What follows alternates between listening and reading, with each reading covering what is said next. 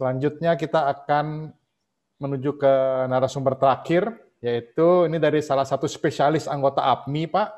Anggota APMI yang spesialisnya di well service ini, walk over well service. Nah, kita pengen menampung juga suaranya bagaimana dengan pelaku well service kepada Bapak Jimmy Hidayat dari Ginting Jaya Energi Tbk. Ini kebetulan sekampung sama saya, Pak, sama-sama dari Palembang. Jadi kebanggaan orang Palembang juga ada Tbk di situ. Silakan Ginting Jaya Energi untuk bersiap sembari saya menyiapkan materinya. Silakan.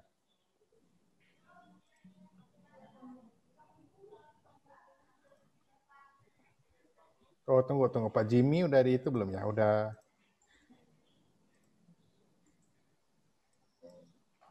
Bentar. Halo. Ya, terima kasih Pak Tito. Oh ya, udah bisa ya. Bentar ya, saya siapkan dulu. Sementara silakan cerita sedikit Pak Jimmy sembari saya menyiapkan. Selamat sore. Yang pertama Pak Wargono, Pak John Simamora, dan kemudian petinggi dan senior dari Oil and Gas, lalu narasumber dan rekan-rekan kerja lainnya. Mohon maaf tidak bisa saya sebutkan satu persatu. Saya dari perwakilan PT Ginting Jaya Energi Tbk. Kami bergerak di bidang penyedia jasa rig walkover and well service.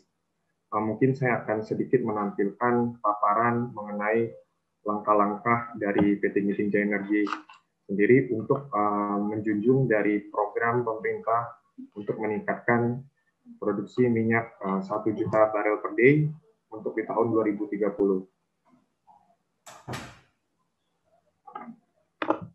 Slide-nya Pak Tito. Slide-nya yang terakhir tadi. Ini bentar, saya download. Oh iya, tadi ada di WA. Saya ambil dulu sebentar ini. Oke.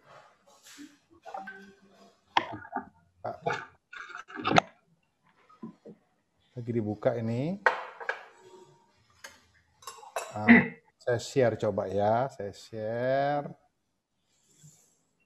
Udah kelihatan?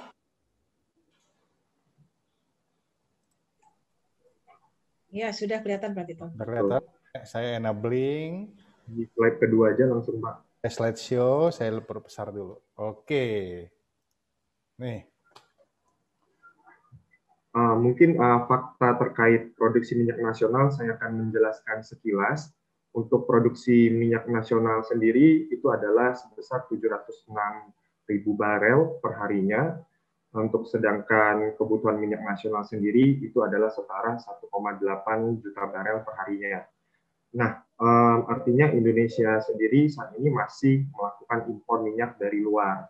Nah, padahal kita juga tahu bahwa negara kita ini kaya akan minyak dan gas. Nah, mungkin dari sudut pandang saya sendiri selaku pelaku bisnis dari rig walkover and well service, langkah-langkah untuk meningkatkan produksi ini mungkin akan dijelaskan slide selanjutnya, Pak.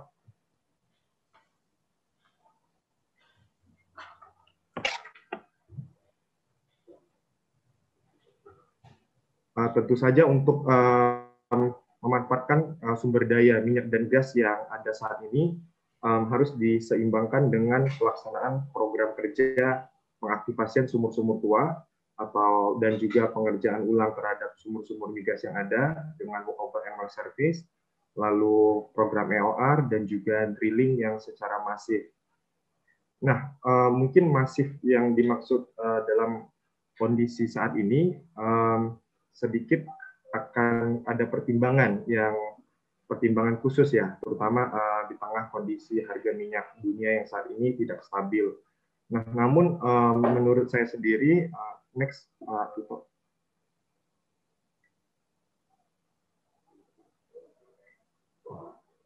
apabila terkait harga minyak dunia yang tidak stabil saat ini, mungkin akan ada pertimbangan khusus dalam artian program drilling ya, dikarenakan mungkin cost dari pelaksanaan program ini sendiri membutuhkan biaya yang mungkin lebih tinggi ya, dan juga tingkat keberhasilannya yang masih belum pasti dan juga bersifat jangka panjang. Nah, namun untuk situasi minyak yang tidak stabil, seharusnya oil company sendiri lebih memaksimalkan program Workover and Well Service dan EOR.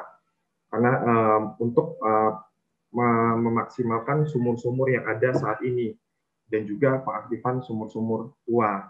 Karena untuk Workover and Well Service ini sendiri tingkat keberhasilannya itu bisa dibilang pasti, dan juga penghasilan untuk meningkatkan produksi minyak itu langsung berdampak langsung terhadap peningkatan minyak dunia, produksi minyak. Nah, dan juga untuk HPP dari pelaksanaan program Workover Well Service ini sendiri mungkin masih relatif cocok dengan harga minyak dunia saat ini ya, yang berada di angka rata-rata 40 US dollar per barelnya.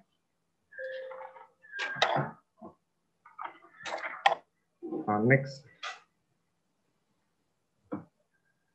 Nah, dengan pelaksanaan dari program Workover Well Service, EOR, dan drilling secara masif, tentunya oil company sendiri harus memiliki unit kerja yang cukup, dalam artian konteks ini adalah unit rig. Nah, mungkin terkait dengan harga minyak dunia, oil company punya pertimbangan terkait nilai investasi dari unit rig ini. Nah, namun tidak menutup kemungkinan oil company dapat memanfaatkan kontraktor rig yang ada untuk pengerjaan atau untuk mensupport dari program pemerintah untuk meningkatkan produksi ini. Karena untuk oil company sendiri merunning rig mereka, kemungkinan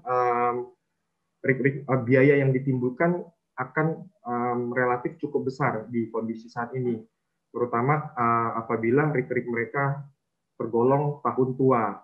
Nah, berbeda dengan rig kontrak yang kemungkinan tahun kondisi unitnya itu bisa lebih baru dan mungkin bisa lebih efisien dari sisi biaya maintenance mereka. Dan juga mungkin oil company tidak perlu disibukkan dengan kesibukan dari penyetokan peralatan dan juga mengontrol tenaga kerja dan alat penunjang kerja lainnya seperti alat berat.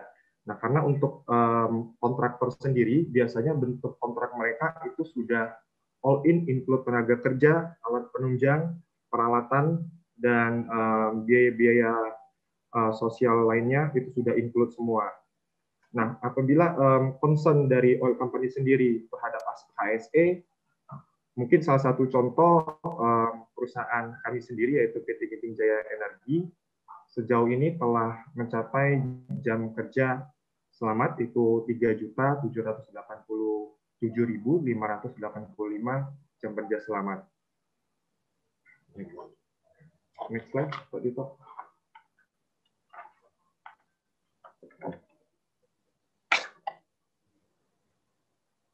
Nah, lalu untuk mengikuti program pemerintah dari pelaksanaan program peningkatan produksi dan lalu untuk menyelaraskan program kerja berupa WWS, EOR, dan juga drilling, tentu saja para kontraktor ini sangatlah diperlukan untuk mensinergikan sesuai dengan kebutuhan dari target pemerintah ini. Nah, namun animo dari pelaku bisnis rig ini sendiri bisa dibilang sudah mulai berkurang saat ini. Nah, mungkin sedikit beberapa poin terkait apa yang dialami oleh pelaku bisnis rig ini. Yang pertama, dari sisi tarif harga sewa. Tarif harga sewa ini biasa disebut PHO. Nah, dengan PHU inilah yang dijadikan acuan bayar dari oil company terhadap kontraktor seperti saya.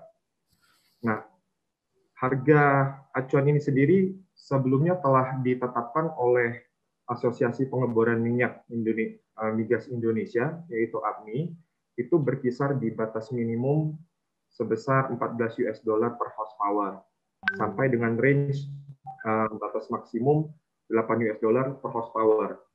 Nah, namun dikarenakan adanya penurunan harga minyak ya mungkin dari tahun 2016 yang sebelumnya berada di angka 90-an dan trennya sampai sekarang itu kan menurun. Nah, lalu diadakan negosiasi oleh oil company, dan itu terjadi pada tahun 2018, di mana batas maksimum dari acuan harga tersebut menjadi batas maksimum 14 US dollar per horsepower. Nah, dari sini terjadi selisih sebesar 4 US dollar per horsepower.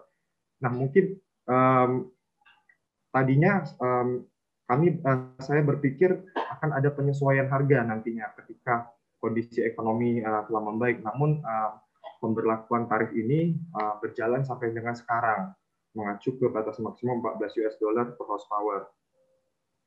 Nah, dari sisi biaya sendiri, sebagai kontraktor itu tidak ada pengurangan terhadap biaya. Malah sebaliknya, dari sisi overhead cost, biaya maintenance yang seiring dengan bertambahnya umur dari unit dan peralatan kita, lalu HSE yang diberlakukan oleh oil company semakin ketat, dan lalu biaya-biaya operasional setiap tahunnya yang meningkat. Nah, mungkin ini akan menjadi satu concern bagi kontraktor baru ya tepatnya ya, dan juga kontraktor lama untuk keberlangsungan dari pekerjaan ini.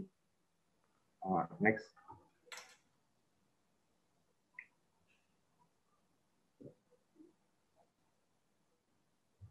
Nah, lalu yang kedua, pada tahun 2019 baru-baru ini terjadi juga penyesuaian tarif sewa rincian dari tarif harian operasi tersebut. Ya, jadi untuk program kerja yang semula walkover well service itu menggunakan satu tarif, nah semenjak tahun 2019 kemarin itu telah dibedakan dengan tarif walkover itu setara 196.000 per horsepower, dengan kurs 14.000 itu setara 14 US dollar per horsepower. Nah, lalu untuk well service itu adalah sebesar 176.400 rupiah per horsepower. Dengan kurs 14.000 itu setara 12,6 US dollar per horsepower. Nah, dengan adanya selisih atau perubahan kebijakan ini sendiri juga menjadi beban tambahan bagi kontraktor ya sebenarnya ya. Karena dari sebelumnya kita telah dilakukan penurunan dari tarif horsepower sebesar 4 US dollar di batas maksimum. Lalu untuk pembedaan terhadap rincian dari tarif harian tersebut. Nah, sedangkan untuk tarif moving, lalu SBWC, lalu SBWOC itu sendiri bervariasi. Nah, mungkin harapan saya akan ada penyesuaian terhadap kedua program kerja ini dengan menggunakan satu tarif, ataupun juga kita dapat diberi sistem minimum charge ya. Oke, next. Nah, lalu yang ketiga, adanya freeze atau idle kontrak kerja. Nah, freeze dan idle kontrak kerja ini pun terjadi tepatnya di kondisi pandemik ini ya. Ya mungkin dari si kontraktor sendiri memaklumin dikarenakan kondisi ekonomi global. Namun kembali lagi terkait dengan kontraktor ini, biaya mereka sendiri itu tetap relatif tinggi dan tidak berkurang. Dan mungkin dengan adanya idle ini malahan terjadi banyak PHK terhadap kru-kru kita. Nah, mungkin ini bisa menjadi bahan pertimbangan juga. Lalu next.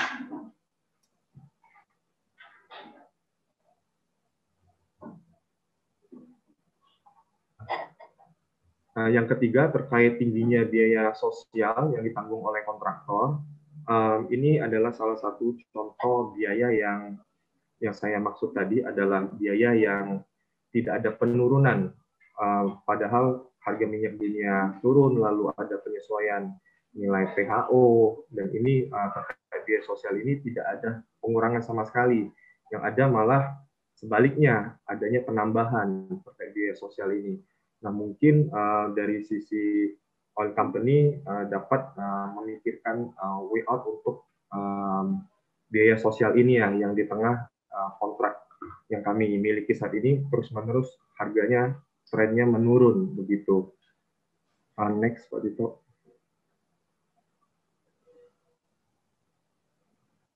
Yang keempat, syarat tender dari RIC ini tergolong high entry barrier.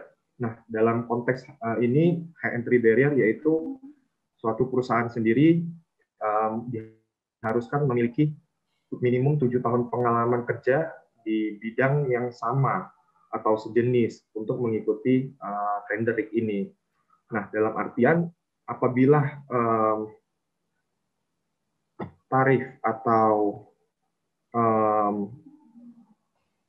tarif yang diberlakukan masih tetap seperti ini dan juga biaya-biaya yang dikeluarkan oleh kontraktor sendiri tidak ada pengurangan, yang dalam artinya para pemain-pemain besar ataupun pemain lama itu otomatis akan seiring waktu berkurang ya, karena juga faktanya sendiri banyak perusahaan existing saat ini yang telah beralih bisnis mereka atau juga sebagian telah menawarkan aset-aset mereka dikarenakan kondisi harga yang kurang cocok pada saat ini ya. Nah, dan dengan adanya hal ini sendiri, ini pun juga akan mempengaruhi terhadap pemain-pemain baru dikarenakan syarat tender tadi minimum 7 tahun. Nah, mungkin dengan adanya ini dapat dipertimbangkan untuk keberlangsungan dari pemain-pemain baru dan untuk menjaga mitra dari kontraktor dan mitra yang lama. Next. Lalu untuk material RIC ini sendiri dari unit dan peralatan itu sebagian besar adalah impor. Nah, setelah dari beberapa mungkin sedikit keluhan ya dari kontraktor. Nah, ini pun juga berdampak sangat signifikan bagi kami dari sisi yang dulunya kami diberlakukan tarif US dollar. Nah, namun sekarang kami diberlakukan tarif rupiah. Nah, seperti diketahui juga rata-rata material ini kan adalah in USD pada saat kita berinvestasi. Nah, dalam artian seiring waktu terjadi penurunan harga kontrak dan juga biaya-biaya yang tinggi, tentu saja hal ini mempengaruhi perhitungan return on investment dari sisi kontraktor sendiri. Nah, dengan adanya hal ini, saya harap dapat dipertimbangkan, mengingat program dari pemerintah sendiri ingin meningkatkan lifting minyak di tahun 2030 sebanyak 1 juta barel per day. Menurut saya sendiri, apabila hal ini masih terus terjadi, dan mungkin ini dapat mempengaruhi keterbatasan RIC di kemudian hari ya, dan mungkin realisasi dari program peningkatan dari pemerintah ini bisa berjalan tidak maksimal. Begitu. Mungkin sekian paparan dari saya. Sekali lagi saya ucapkan terima kasih telah diberi kesempatan pada hari ini untuk mengisi acara. Ya, terima kasih. Oke, terima kasih dari Pak Hidayat dari Ginting Jaya Energi Tbk ya, selaku perusahaan anggota APMI, perusahaan kontrak drilling yang fokus di workover dan well services ya.